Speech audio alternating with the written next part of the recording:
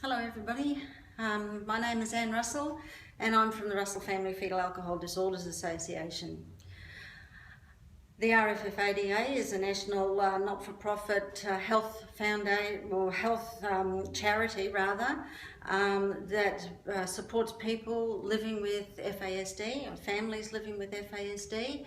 We also lobby the government and raise awareness on of the dangers of alcohol in pregnancy. I've begun to stream a series of videos on FASD, in particular interventions and accommodations which may help parents and caregivers better understand their child. Last week I spoke about the importance of structure and routine and of having no surprises in the life of a child with FASD. It may sound boring to us, but it's perfect for children with FASD. This week I'm going to talk about sensory issues, time and transitions, all of which can be quite difficult. Comorbidity means that there are two or more conditions at once. And because FASD is so common, there's always the likelihood that other conditions will co-occur. Some of the more common conditions are ADHD, sensory integration disorder. Sometimes autism co-occurs, other times it's just misdiagnosed. Many children with FASD will have sensory issues. Generally speaking, this means that stimulation in the environment can cause more behavioural problems because it's difficult for them to calm down. For example, the way the bedroom is set up is important. Stimulation and environment can reduce low stimulation and environment can reduce negative behaviour. So what does it mean to have low stimulation bedroom? Well, it means the walls are painted beige.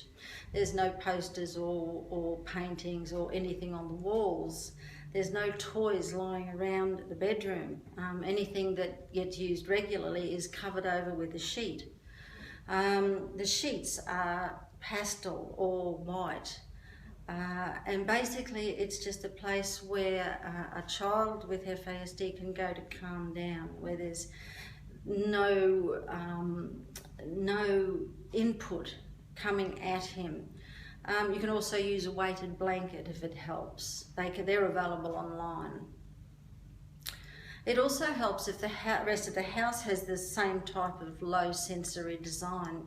If it's not possible for the bedroom to be low stimulation, then if there is a small spare room, use that as the child's special room. Unfortunately, it's a different matter at school. Classrooms are generally high stimulation with posters on the walls, things dangling from the ceilings, lots of chatter and activity. And in some locations, noise is exacerbated by teachers having to wear microphones because of the number of children with hearing problems.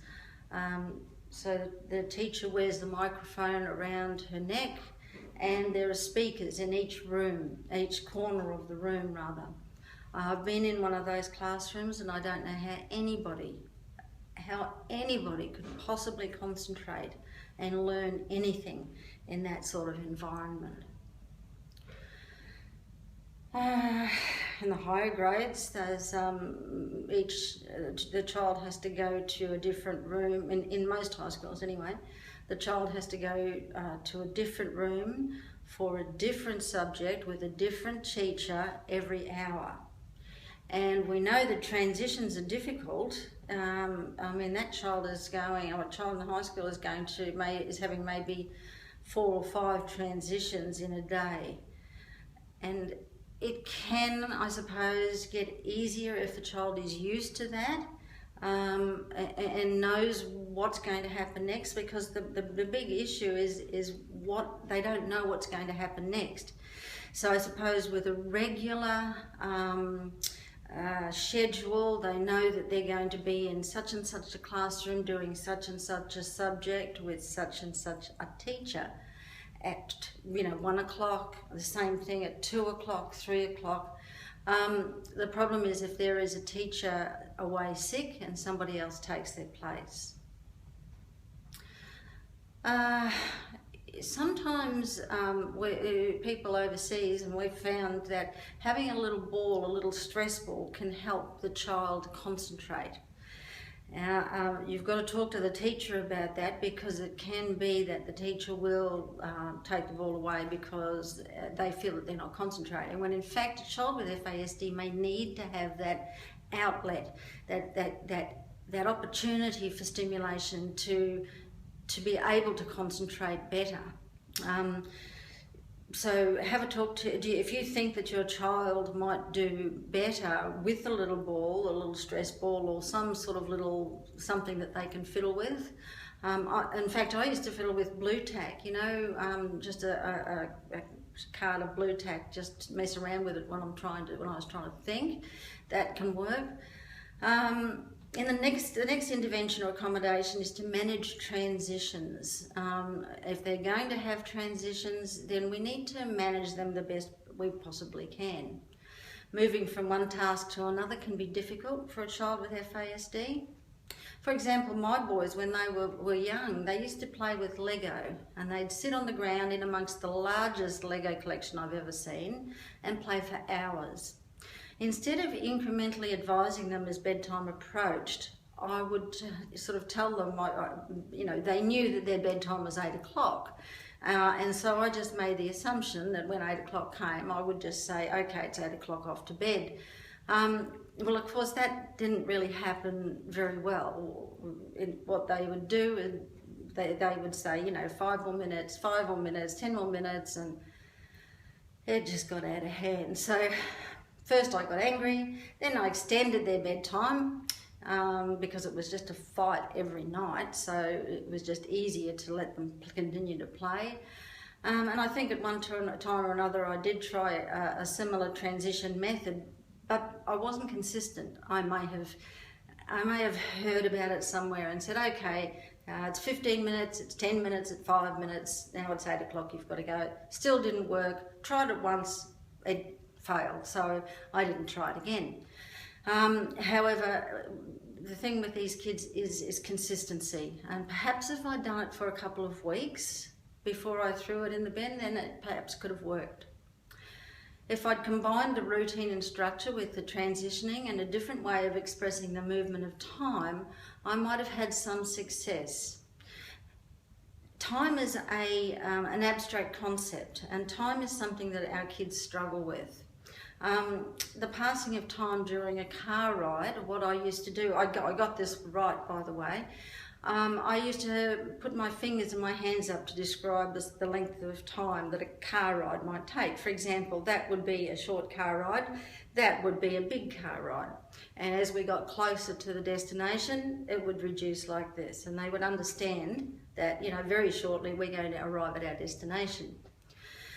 Another chance to do that, and perhaps this is something that I could have done while they were playing before they went to bed. You know, the barrel of monkeys. It's in a barrel about this by this. It's a lot of little plastic monkeys with arms that are like that and tails that are sort of like this, and they hang on to each other.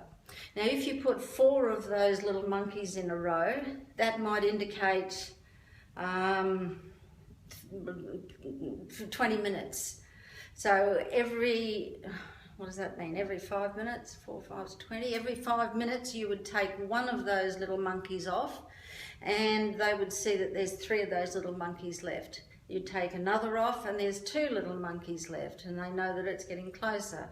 1 little monkey to go, and now it's time for bed.